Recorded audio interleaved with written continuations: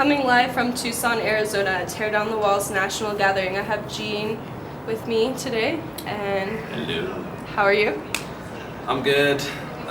Really tired.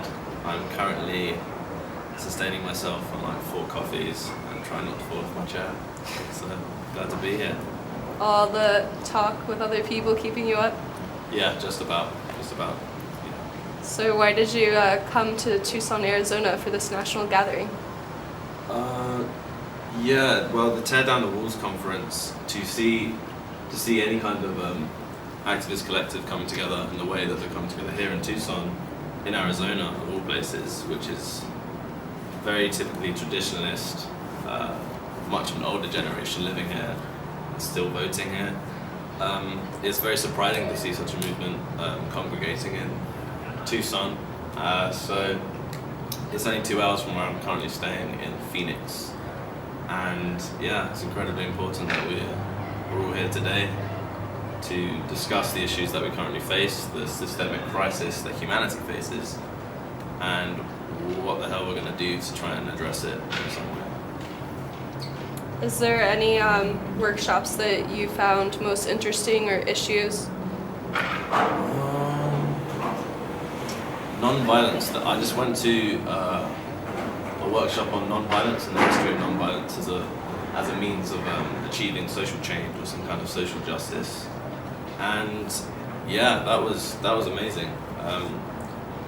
We had a lot of really good speakers, and there's actually a guy called Bernard Lafayette who's coming to Phoenix soon, who was Martin Luther King's right-hand dude. Like he's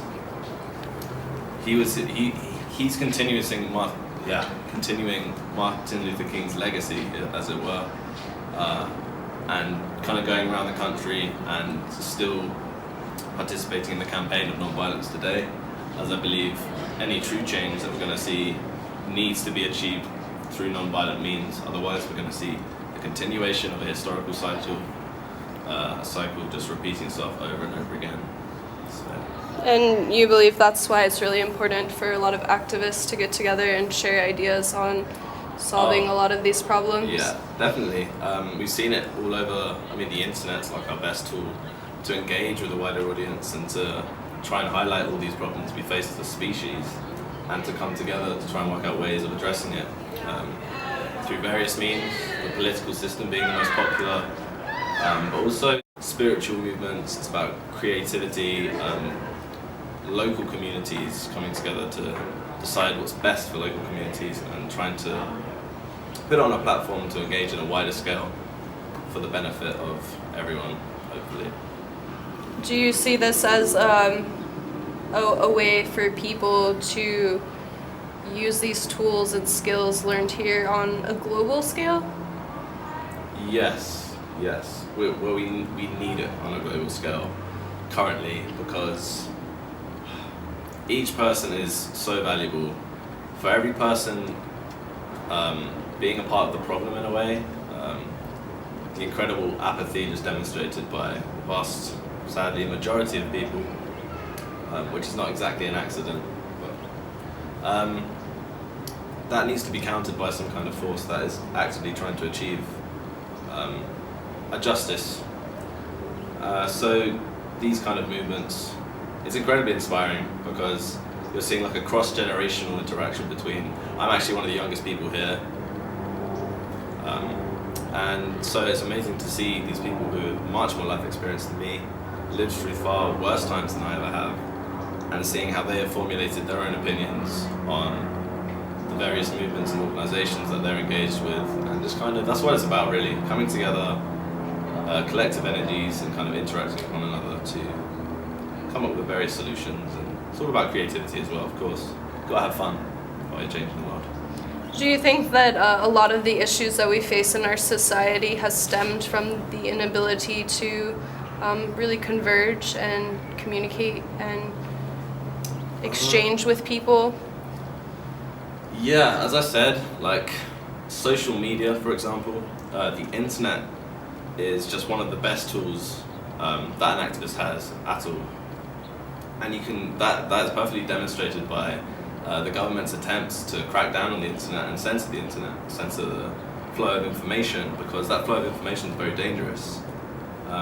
So yeah, social media, for example, recently in Egypt, the revolution there, most of it was instigated by Twitter communication, and it's now this platform in which you can just get information instantly, rather than all these complicated networks that you have to work through to try and get the truth, as it were. The internet is now a place where there are varying accounts of the truth. Obviously it's very dangerous because not all of them are entirely accurate, or but definitely sites like Facebook, Twitter, all of these do allow convergence of the activist community, and I would probably say it's the most important tool we have in terms of organization. Definitely. Yeah, I guess there's a lot of perspectives, and you kind of have to sift through what you want to take from it. Yes. But at least the varying points of views are there, versus... It's a diversification of information, rather than this one source, as we're seeing today with a lot of the corporate media. Rather than this one platform distributing and disseminating information. For example, in America, I think it's 90% of the media here is controlled by like 5 companies: CBS, Viacom, Disney, General Electric, and that is incredibly scary, because when such a concentrated group of individuals have so much power in deciding where information is distributed, as well as what kind of information is distributed, it leads to all kinds of problems in which people's perceptions are shaped by false information, and it's a distorted reality. That's the best way to put it. It's just living with misinformation, and it becomes increasingly hard to decipher what is going on in the world around you outside of what you're experiencing. Like, I don't know what's going on in Syria or in Africa without media, without some kind of external sources giving me this information. So if it's all coming from this one concentrated power group that has agendas to perpetuate through this information, then that's a very scary thing, and that really, really needs to change. So that's why we're here, I guess. What is one website that you tend to go to for your information? It differs. Like, I do still visit a lot of the typically kind of advocacy journalism, what I'd actually consider propaganda to an extent. CNN, not just CNN, but the BBC, although the BBC's nowhere near as bad as a lot of the American networks. The Guardian recently, and its role in the NSA leaks, Glenn Greenwald, really probably one of my most visited sites. Although of course it's still not completely objective journalism. There's a really good site called Media Lens, which is basically the media of the media, like reports on the various media outlets and if they're doing their job properly, and so that's a really good site. I'm not exactly sure, I don't think of too many others at this moment, but John Pilger, actually, really, really good journalist, famous Australian journalist who reports on those kind of things as well. Yeah. Does he do global issues? Yes, he's released a film recently. Can't exactly remember the name of it.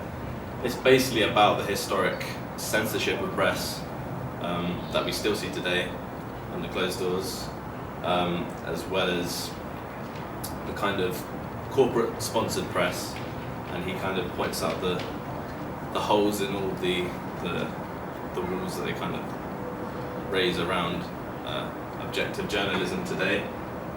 And yeah, he's a very good source. A lot of the issues today in America, it's hard to see from a completely objective point of view, obviously, because you live here. It's part of your essence. It's part of your being.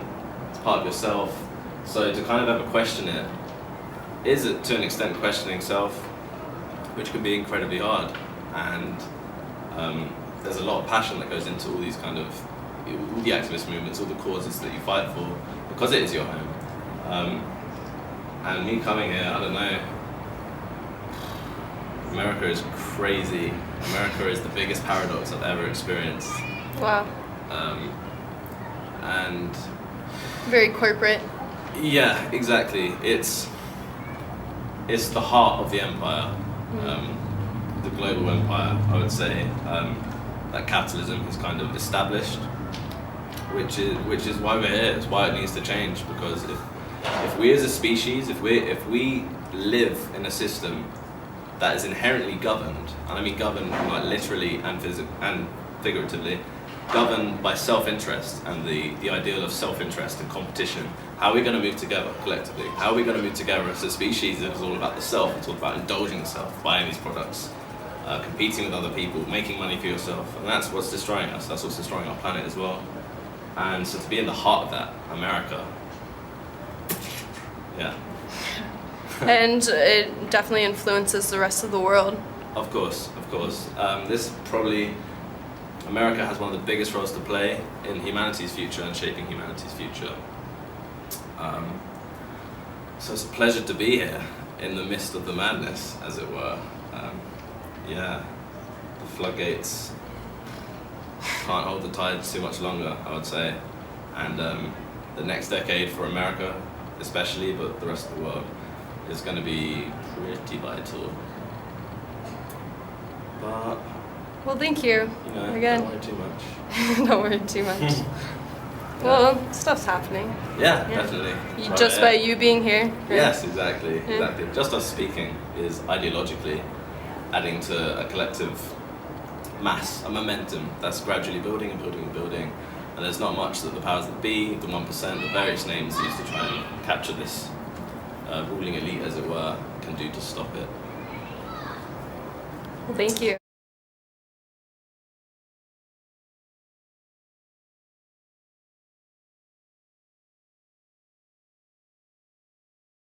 In fact, I'm British. You might want to play that one.